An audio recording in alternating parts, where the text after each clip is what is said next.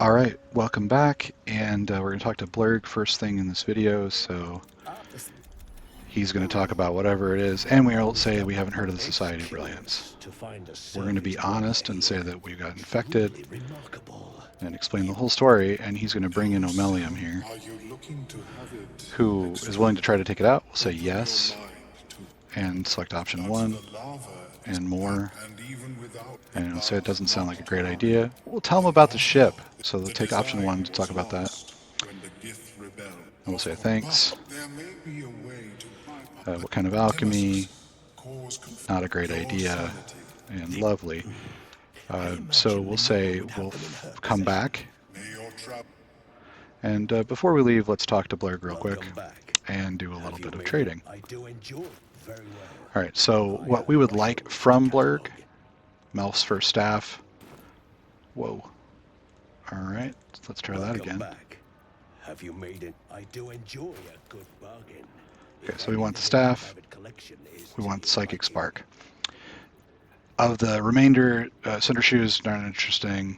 We don't need the Sunwalker's Gift. We don't need these hats. The Circuit of Blasting, if it was not super expensive, maybe. But it is, so we're not going to do that.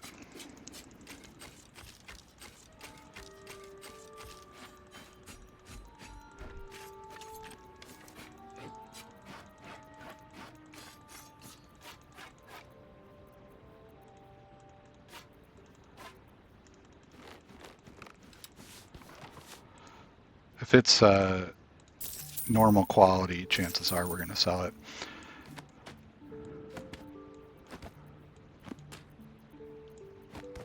You can see how quickly books add up for value.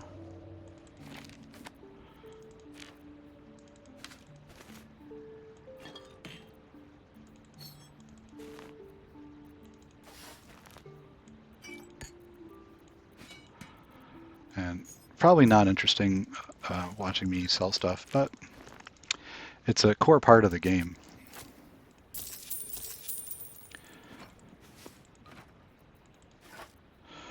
Alright, so we're just going to continue to sell garbage that we don't want until Blurg is tired of buying it from us, essentially.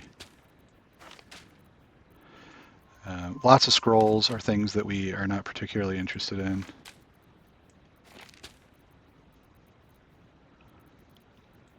Speak with Dead. We're going to get an amulet that does that here shortly. We don't need the Everburn Blade. We don't have anyone in the party that is interested in using great swords. And by the time that we do, we'll have better great swords for sure.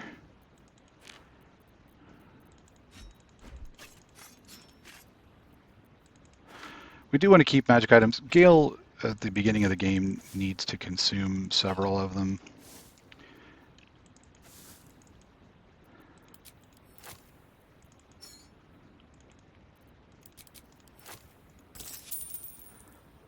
Oh, we have actually run a little long.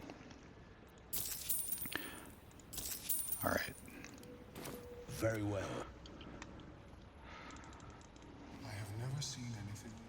Now we're going to head up and talk to Thulla, the gnome. And it says right here, Drugar Poison is the effect that's on her, but we'll need to roll a check to see if we can understand it. Right, so if you make this nature check, you'll know that if you ask her what happened, she'll say she was poisoned, and then you'll have the option to give her an antitoxin. We say we want a favor, because that's our kind of Gale. We could talk about focusing on a reward, but we could just say she's in no condition to help. And she offers to pay us in this dialogue. So if we look at the dialogue history, you say, like, we can pay. So that's what we're going to say. We'll say, okay. Thank you. I'll mark where I made my... And she marks where she made her escape from. She's also going to give us the speed boots.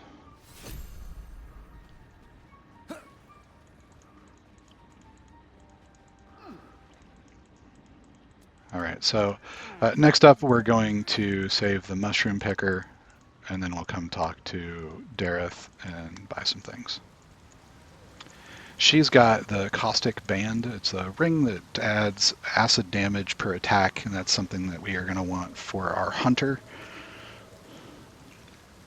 So the hunter primarily is doing damage with bows, although as you see the pet is really handy, and the high mobility pet Corvus is really, really good. There's a tanky bear that you can get also, a dog, a boar, and like a spider that shoots webs. The spider's pretty good actually, but not for our purposes for right now. I'll swap out the animals as needed. So we're going to put the Boots of Speed here on Gale. Gale does not know uh, Enhanced Sleep. We could bring a character with Enhanced Sleep over here if we wanted to. I scroll. Thank you.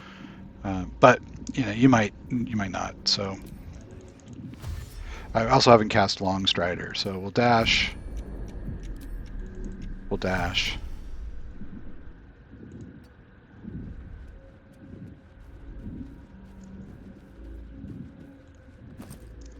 We're going to grab the contents of his bag, and then we're also going to get this torch, and we'll use the speed boots that we just got to run to around here. So we're not going to set off the mushrooms if we're right here. If you're standing right next to him, you don't even have to roll the strength check that you would ordinarily get. You can just give it to him, and he'll run. Okay, so he's been freed. Still no mushrooms going off. Next, we want to jump over into this area, and be careful. So don't do anything crazy. There's going to get a pop that says that there's some stuff here. We don't want to set that off yet. What we want to do is make sure that we're not near any of the mushrooms. So we'll position ourselves kind of in the middle here. And while this one's freaking out, it's not going off. So we're going to run over and grab the noble stock and run back. So patience is what is required here. We still have a shovel action, so we'll shovel. There's a little thing right here. Again, we'll just end our turn. Nothing going off.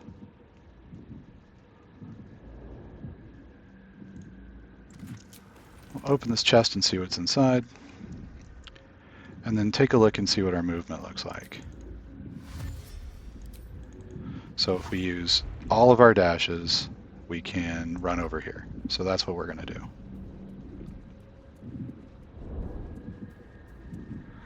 Because we're not strong enough to make it to the ledge, we can't jump up and get the ring that's up there. But it doesn't really matter. Gale can't eat that ring. And we'll exit turn-based mode and go talk to the mushroom guy. Right. And we'll ask him what he was doing. And he'll give us a scroll of invisibility. And that's it. That's the Save the Mushroom Picker quest. And we'll jump back to the Myconoid colony rather than spend the time climbing and stuff. And we'll just run over to talk to Dareth. We saved her husband, but it's established in just talking to her that she doesn't care about that. So they don't get along very well.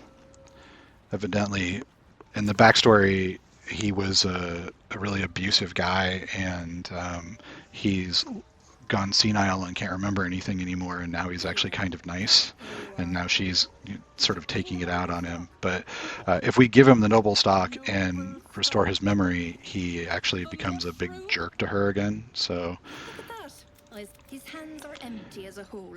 We'll have to send him back out soon. So we'll say there's no love lost, right? He was a big jerk. What were you looking for? And she'll tell it, and then we'll ask what it does. And we can find out that it'll cure memory loss.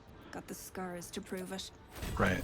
But we'll just pull up her wares, and we want the caustic band. She sells other stuff, and some of it's pretty good. So elixirs of heroism, pretty good. She's got hill giant strength, also pretty good. Sometimes she'll have hand crossbows.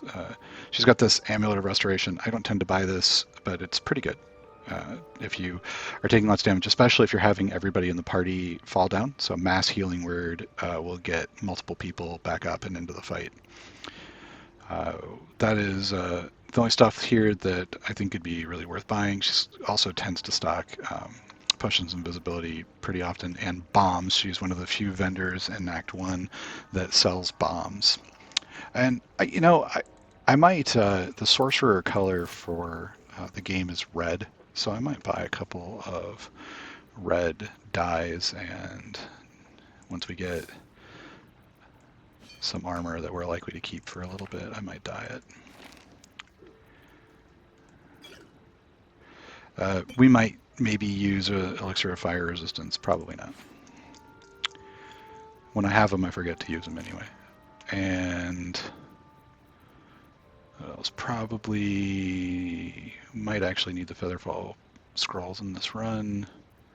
It's probably enough. So this is going to eat up a huge amount of our gold, because on honor mode the caustic band costs a lot, even with the huge discount that we're getting for Gale's being a high charisma character. And we're just going to go ahead and leave. We've also got, we pick up the gloves for throwing. Not probably as good as the other punching gloves, like the electrical gloves, and certainly later on the ones that do like radiant damage and stuff, which is way less resisted.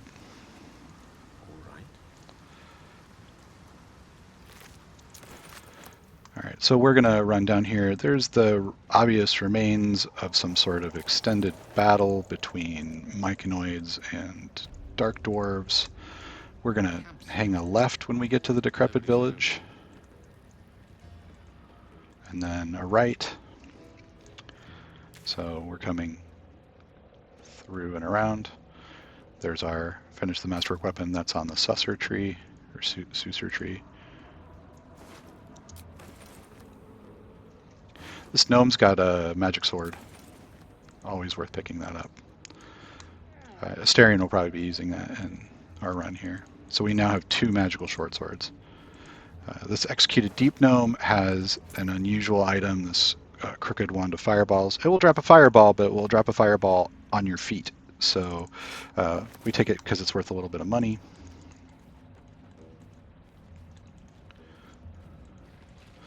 We'll come over here. Gek Cole and his crew are up here. We're not going to deal with them yet. We're going to pick up this waypoint.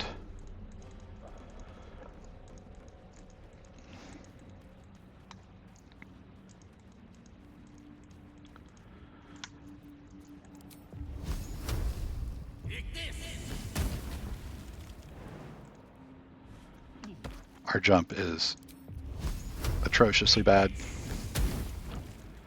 We do have strength potions, so if we wanted to be really good at jumping, we could be.